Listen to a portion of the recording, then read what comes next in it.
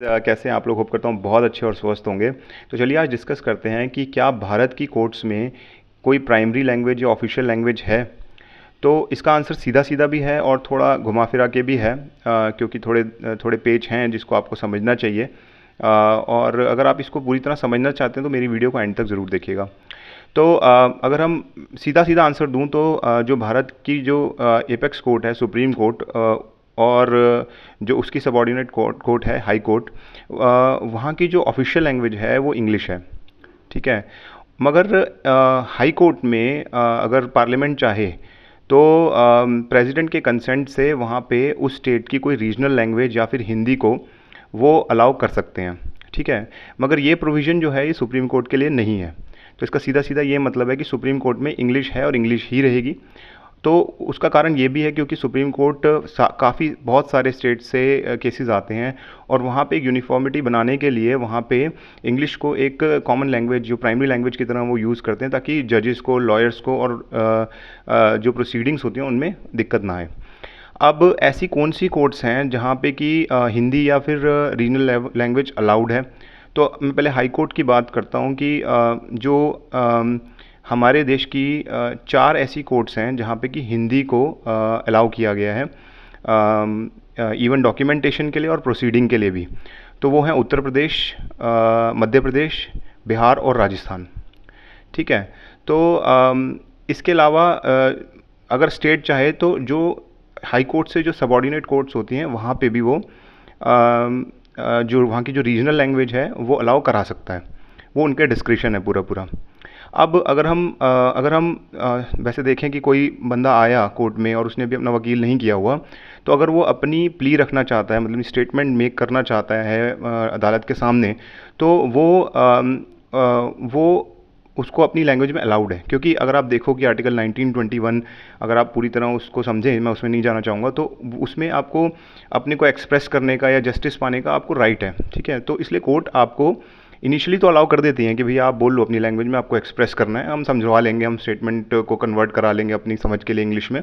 मगर उसके बाद जो कोर्ट है, जो ऑनरेबल जजेस होते हैं, वो फिर वहाँ पे लॉयर्स, एडवोकेट्स की अपॉइंटमेंट करा के उस पर्टिकुलर उस पर्टिकुलर केस के लिए फिर वो वहाँ की जो ऑथराइज लैंग्वेज में है वो एडवोकेट अपने क्लाइंट को रिप्रेजेंट कर सकता है।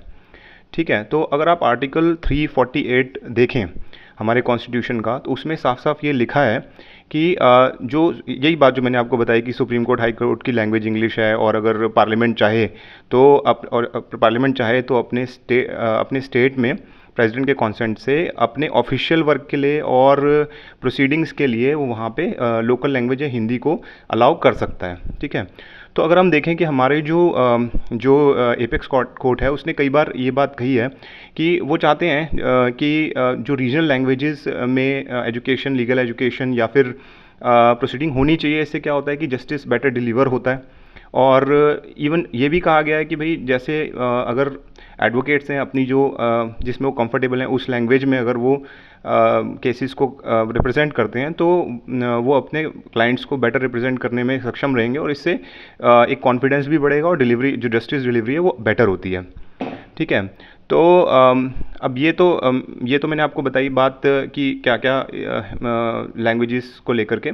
मगर अगर आप जैसे अगर आप किसी लैंग्वेज को ट्रांसलेशन कराने के लिए जो सुप्रीम कोर्ट या हाई कोर्ट है, वहाँ पे क्या प्रोविजनिंग है, वहाँ पे एआई असिस्टेड ट्रांसलेशन कमिटीज़ हैं वहाँ पे, जहाँ पे कि जिसमें कि वो जो हमारी जजमेंट्स, जो उनकी जो, हालांकि सुप्रीम कोर्ट पहले भी चाहता था कि जितनी भी जजमेंट्स हैं सुप्रीम कोर्ट की वो रीजनल लैंग्वेज में ट्रांसलेट हों।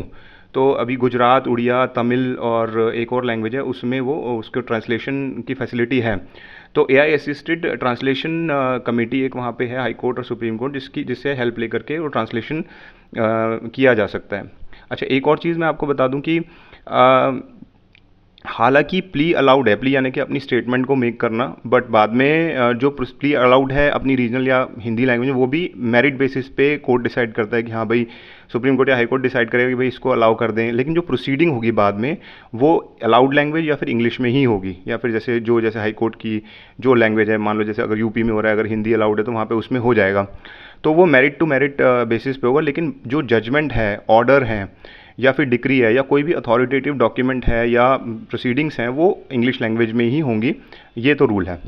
तो होप करता हूँ आपको ये चीज़ बहुत अच्छे से समझ आई होगी कि हमारे भारत में कोर्ट्स में क्या लैंग्वेज है और उसकी प्रोविजनिंग कहाँ से होती है।